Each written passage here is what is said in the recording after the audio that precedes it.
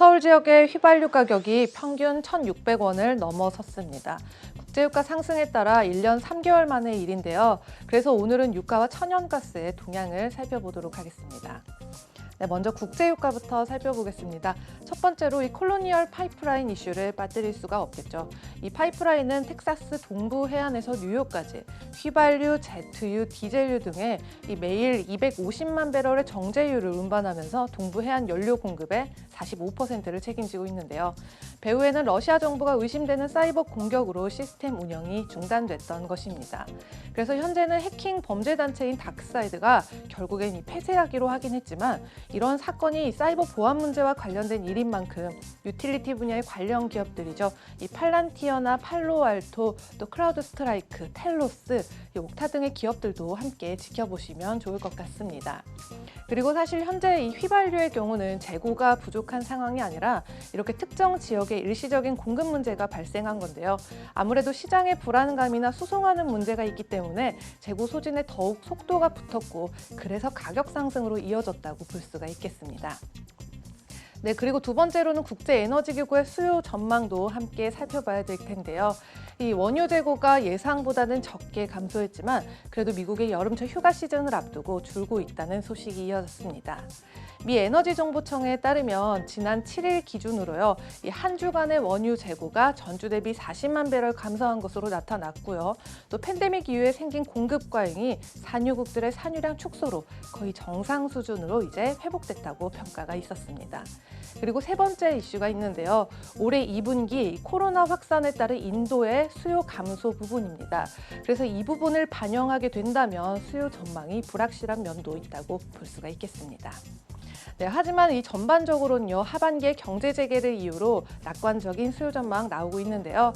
이 WTI는 66.33달러에 마감을 하면서 작년에 105.41%에 이어서 올해 들어서도 35% 정도의 상승세를 보이고 있고요. 브렌트유도 69.56달러에 마감하면서 작년에 97.33%에 이어서 올해 들어서도 33% 정도의 상승세를 보이고 있습니다.